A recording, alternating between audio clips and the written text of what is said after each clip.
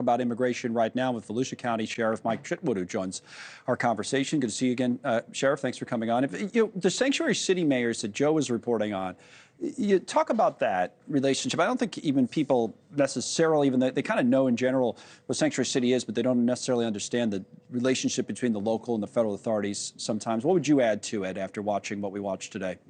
Yeah, thank God I don't live in Boston. In Florida, all 67 sheriffs, all 67 jails have signed agreements, MOUs, to work with ICE to fill in the gaps where they just can't do it. This problem is enormous. It's been going on for decades. They can't do it alone.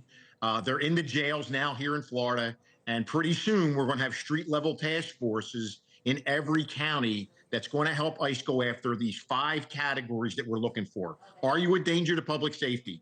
Are you a danger to national security? Have you been deported and re-entered into the country?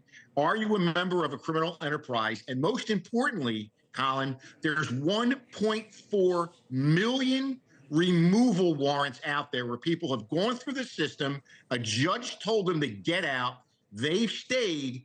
And now under these agreements, we're all going to go 40 hours of training from the federal government, and then we will be able to go after these folks and honor those removal orders. Okay, let me ask you a couple of questions, and I'll highlight what you're talking about in your state, number one. I'll go to the tablet and talk about what you describe as these common sense changes to immigration law you were going through in the task force and the county jails and what happens with the personnel and the training, which you just alluded to. The bigger picture question I wanted to talk to you about are the numbers. Allie Bradley went through some of these. Like, we talk about arrests.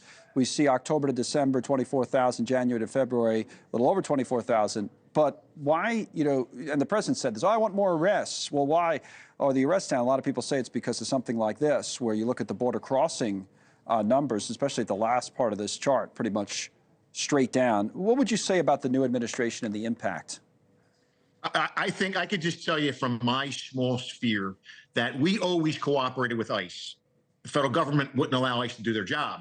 Recently, ICE is embedded in my narcotics task force, so here's what I'm trying to get at. Right. We recently arrested a Jamaican national who had 5 kilos of fentanyl on him. He was here on a work visa.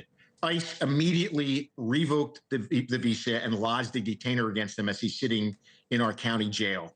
And we're seeing that more aggressive approach, which we salute that, and we want to support that. Okay, Sheriff, thank you. Thanks so much for watching. Just go to joinnn.com to find NewsNation on your television provider. And don't forget to click the red subscribe button below to get more of NewsNation's fact-driven, unbiased coverage.